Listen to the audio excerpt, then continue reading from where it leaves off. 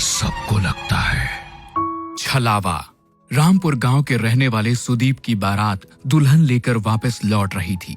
सुदीप अपनी पत्नी के साथ कार में था और बाकी के लोग बस में। सुदीप की कार बस के साथ साथ ठीक उसके पीछे चल रही थी। रात बहुत हो चुकी थी और सुदीप की पत्नी रीमा को जोरों से नींद आ रही थी। ड्राइवर कार चला रहा था। तभी रीमा ने सुदीप से पानी पीने के लिए कहा। मुझे बहुत जोर से प्यास लगी है, पानी चाहिए। अरे रीमा, पानी तो खत्म हो गया है, अब क्या करें? गांव पहुंचने में तो अभी काफी देर लगने वाली है। लेकिन इतनी देर प्यासी कैसे रहूंगी? आप लोग परेशान मत होइए, यहाँ आगे एक जगह पानी मिल जाएगा। कुछ दूर जाकर ड्राइवर ने कार को रोक दिया। सड़क के किनारे एक हैंडपंप बना हुआ था। सुदीप कार से पानी लेने के लिए उतरने लगा। रीमा ने उसे कहा कि वो भी कार में बैठे बैठे थक गई थी और 2 मिनट के लिए उतरना चाहती थी। आप दोनों की अभी अभी शादी हुई है, हाथों में मेहंदी लगी हुई है, ऐसे में आधी रात को सुनसान जगह रुकना सही नहीं है। पानी मैं लेकर आता हूँ। लेकिन मुझे बाहर जाना था। शायद ड्राइवर भैया सही कह रहे हैं रीमा, हमें बाहर नहीं जाना चाहिए।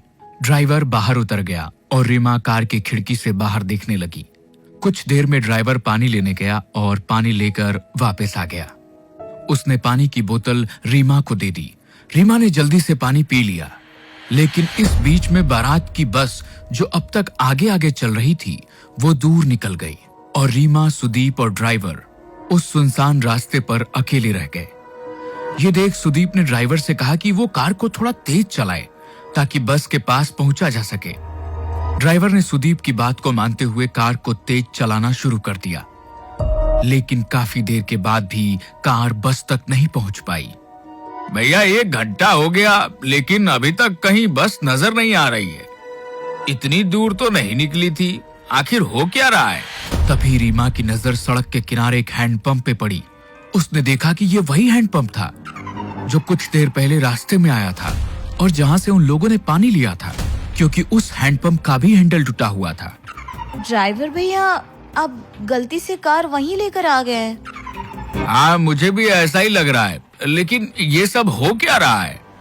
वो देखिए, हैंडपंप के पास कोई है, उससे पूछ लेते हैं। सुदीप, रीमा और ड्राइवर ने देखा कि एक बूढ़ा आदमी हैंडपंप से पानी भर रहा था। आप हमें यहाँ से रामपुर जाने का रास्ता बता सकते हैं? रामपुर तो 2 किलोमीटर पीछे छूट गया, तुम लोग वापस जाओ। नहीं, ऐसा नहीं हो सकता, हम वहीं से आ रहे हैं, वहाँ रामपुर गांव नहीं है। भाग जाओ यहाँ से, ये रास्ता बहुत खतरनाक है। यहाँ एक छलावा घूमता है, अगर तुम उसके चक्कर में फंस गए तो कभी यहाँ से बाहर नहीं जा पाओगे। ये सुनते ही ड्राइवर, सुदीप और रीमा बुरी तरह से डर गए। सुदीप वहां से कार लेकर निकला, लेकिन काफी देर हो गई और वो लोग उसी रास्ते पर घूमते रहे। अब उनको समझ आ गया था कि वो छलावे में फंस चुके थे।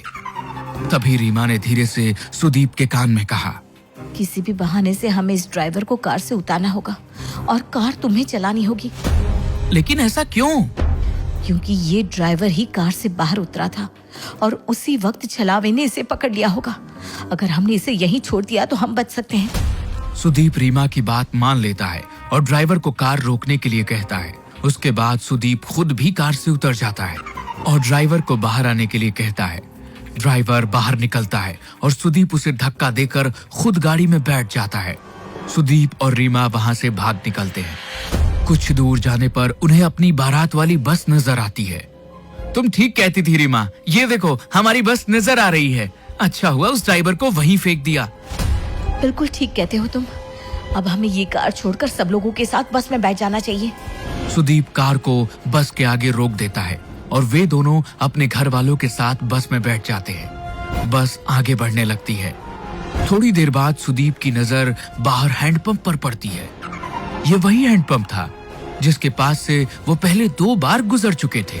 अब सुदीप को समझ नहीं आ रहा था कि ड्राइवर तो वहीं रह गया, फिर आखिर ये छलावा उसे अब भी क्यों हो रहा था? सुदीप ने ये बात अपने रिश्तेदारों को बताई। हम सब लोग एक छलावे में फंस चुके हैं, इससे बाहर कैसे आना है कोई नहीं जानता। लेकिन बेटा, ये छलावा होता क्या है? पापा, जब कोई इंसान एक्सीडेंट में मर जाता है तो उसकी आत्मा ऐसे सुनसान रास्तों पर भटकती रहती है और लोगों के सामने ऐसा भ्रम पैदा करती है कि वे आगे बढ़ रहे हैं, लेकिन वो उसी जगह पर घूमते रहते हैं। हम कभी अपने गांव रामपुर नहीं पहुंच पाएंगे। सुदीप की बात सुनकर सब लोग बुरी तरह से डर जाते हैं। तभी रीमा उठकर खड़ी हो जाती है।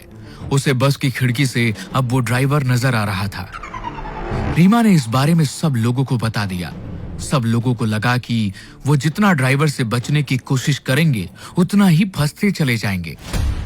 इसलिए उन्होंने बस को रोका और ड्राइवर को बस के अंदर बुला लिया। इस छलावे से हम कभी बाहर नहीं निकल पाएंगे अगर हमने उसे अपने से दूर नहीं किया।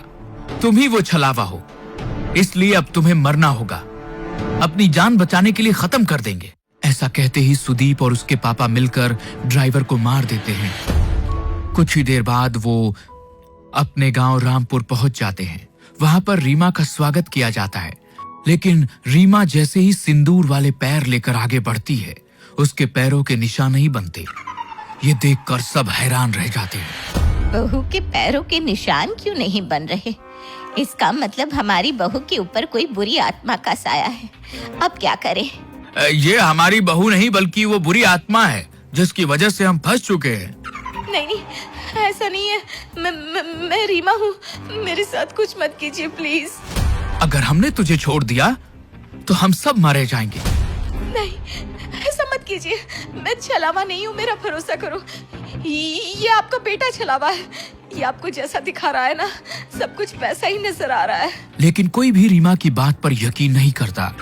वो लोग उसे मारते नहीं हैं, लेकिन एक कमरे में कैद कर देते हैं। सुदीप के चाचा का बेटा राहुल ये सब कुछ चुपचाप देख रहा था। उसे लगा कि रीमा के ऊपर घर के सब लोग अत्याचार कर रहे हैं, इसलिए वो रात के वक्त उस कमरे में पहुंचा जहां रीमा को कैद किया गया था। तुम चिंता मत करो रीमा, मैं तुम्हें यहाँ से बाहर ले जाऊंगा। हाँ, प्लीज मेरी मदद करो। राहुल रीमा का हाथ पकड़कर उसे वहां से बाहर ले जाने के लिए निकलता है। तभी वहां पर परिवार के बाकी लोग आ जाते हैं। वो राहुल को वहां देखकर नाराज हो जाते हैं। ये तुम क्या कर रहे हो? मेरी पत्नी को कहां लेकर जा रहे हो? मेरी पत्नी का हाथ कैसे पकड़ा तुमने?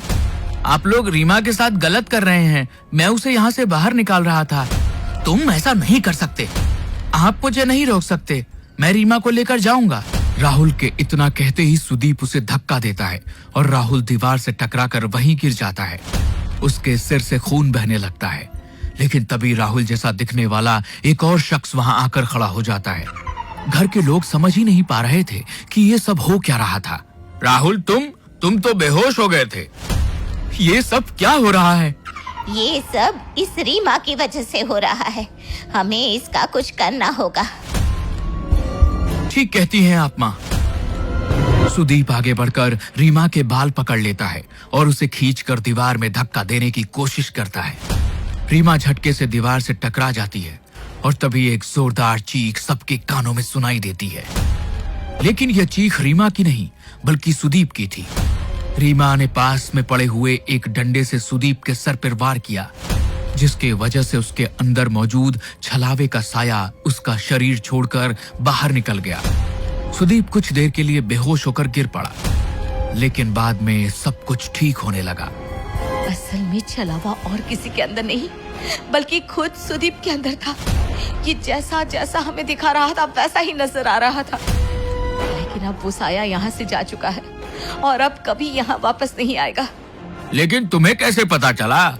मुझे इस पर शक हुआ क्योंकि मैंने ही कहा था शायद ड्राइवर छलावा है और इसने उसे मार दिया। उसके बाद इसने मेरे पैरों के निशान गायब करके सबका शक मेरे ऊपर डाला। लेकिन जब आप लोगों ने मुझे मारा नहीं बल्कि मुझे कमरे में बंद कर दिया। जब राहुल मुझे बचाना आया तो उसने मेरा हाथ पकड़ा ही नहीं था। छलावे की वजह से सबको ऐसा नजर आ रहा था। सुदीप ने उसे मारने की कोशिश की। तब मुझे समझ में आ गया कि असली छलावा सुदीप के अंदर मौजूद था।